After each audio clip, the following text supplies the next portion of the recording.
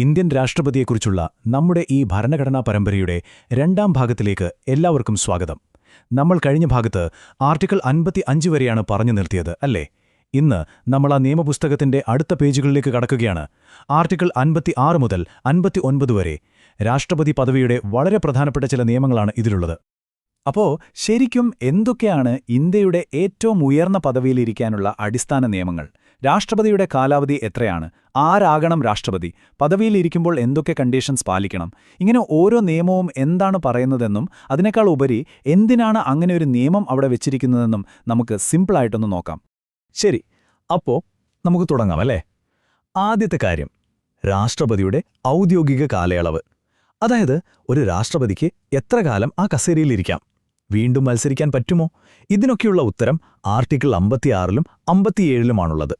വളരെ സിമ്പിളാണ്.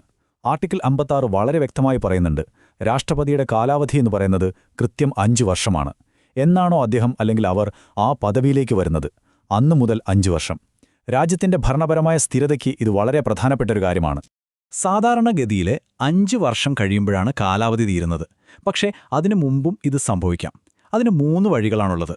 ഒന്ന്, രാഷ്ട്രപതിക്ക് സ്വയം രാജിവെക്കാം. ആ രാജിക്കത്ത് ഉപരാഷ്ട്രപതിക്കാണ് സമർപ്പിക്കേണ്ടത്.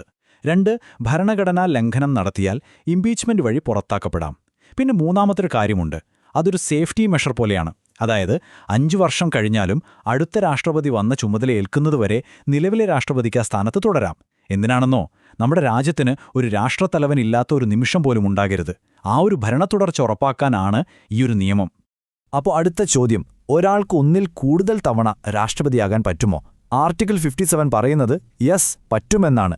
അമേരിക്കയിലൊക്കെ ഒരു പ്രസിഡന്റിന് 2 തവണയേ പറ്റൂ. പക്ഷേ ഇന്ത്യയിൽ അങ്ങനെയൊരു ലിമിറ്റ് നമ്മുടെ ഭരണഘടന വെക്കുന്നില്ല. ഒരാൾക്ക് എത്ര തവണ വേണമെങ്കിലും രാഷ്ട്രപതിയായി തിരഞ്ഞെടുക്കപ്പെടാം. പക്ഷേ ഇതുവരെ ഡോക്ടർ രാജേന്ദ്ര പ്രസാദ് മാത്രമാണ് ഒന്നിലധികം തവണ രാഷ്ട്രപതിയായിട്ടുള്ളത്.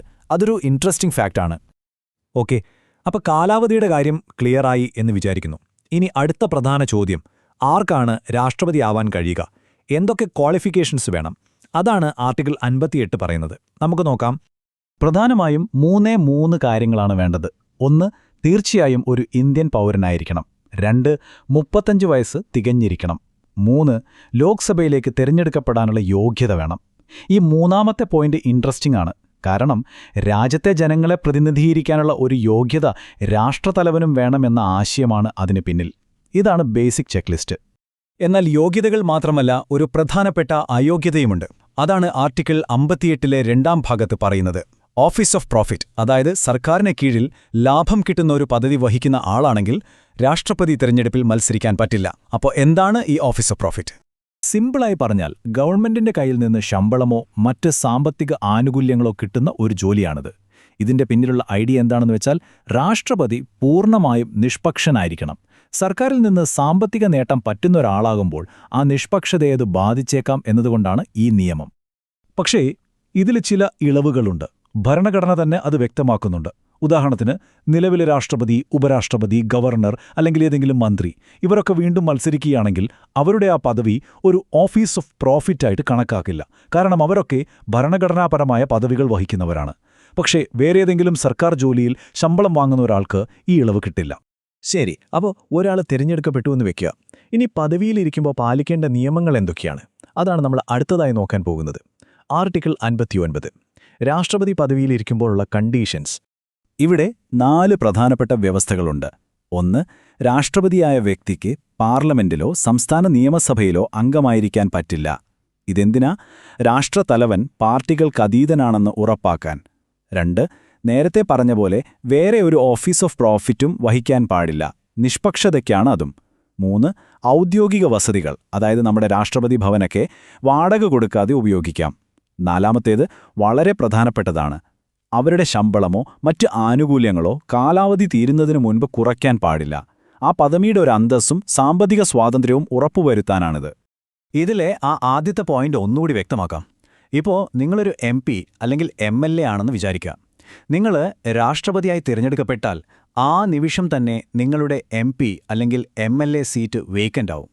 ഓട്ടോമാറ്റിക്കായിട്ട് അത് റദ്ദാവും. കാരണം രാഷ്ട്രപതി ഏതെങ്കിലും ഒരു മണ്ഡലത്തിന്റെ പ്രതിനിധിയല്ല, രാജ്യത്തിന്റെ മുഴുവൻ തലവനാണ്. അതാണ് അതിന്റെ പിന്നിലെ ആശയം. അപ്പോൾ നമ്മൾ കാലാവധി, യോഗ്യതകൾ, വ്യവസ്ഥകൾ ഒക്കെ കണ്ടു. എന്തിനാണ് ഭരണഘടന ഇത്ര ഡീറ്റെയിൽ ആയിട്ട് ഈ നിയമങ്ങളൊക്കെ ഉണ്ടാക്കി വെച്ചിരിക്കുന്നത്? ഇതിൻ്റെയൊക്കെ പിന്നിലുള്ള യഥാർത്ഥ ലക്ഷ്യം എന്താണ്? അതിൻ്റെ ഉത്തരം ഇതാണ്. ഈ പറഞ്ഞ നിയമങ്ങളെല്ലാം, അതായത് ആർട്ടിക്കിൾ 56 മുതൽ 59 വരെയുള്ളവ, രാഷ്ട്രപതി എന്ന പദവിയെ എല്ലാത്തരം രാഷ്ട്രീയ, സാമ്പത്തിക സമ്മർദ്ദങ്ങളിൽ നിന്നും മാറ്റി നിർത്താൻ വേണ്ടിയുള്ളതാണ്. ഇത് രാഷ്ട്രപതിക്ക് ഒരു സ്വതന്ത്രനും നിഷ്പക്ഷനുമായ രാഷ്ട്രതലവനായി പ്രവർത്തിക്കാൻ അവസരം നൽകുന്നു. ആ പദവിയുടെ അന്തസ്സും പവിത്രതയും കാത്തുസൂക്ഷിക്കുക, അതാണ് ഏറ്റവും പ്രധാനം. അപ്പോൾ ഇന്നത്തെ ഈ ചർച്ച നമുക്ക് ഈ ഒരു ചോദ്യത്തോടെ അവസാനിപ്പിക്കാം. ഈ അടിസ്ഥാന നിയമങ്ങളെല്ലാം ചേർന്ന് എങ്ങനെയാണ് രാഷ്ട്രപതിയെ രാഷ്ട്രീയമായ ചേരിതിരിവുകൾക്കും തർക്കങ്ങൾക്കും മുകളിൽ നിർത്തുന്നത്? ഇതിനെക്കുറിച്ചൊന്ന് ആലോചിച്ചു നോക്കൂ. നമ്മുടെ അടുത്ത ഭാഗത്തിൽ രാഷ്ട്രപതിയുടെ സത്യപ്രതിജ്ഞയെക്കുറിച്ചും, അതായത് ആർട്ടിക്കിൾ 60-നെക്കുറിച്ചും മറ്റു പ്രധാനപ്പെട്ട അധികാരങ്ങളെക്കുറിച്ചും നമ്മൾ സംസാരിക്കും. അപ്പോൾ അടുത്ത ഭാഗത്തിനായി കാത്തിരിക്കുക.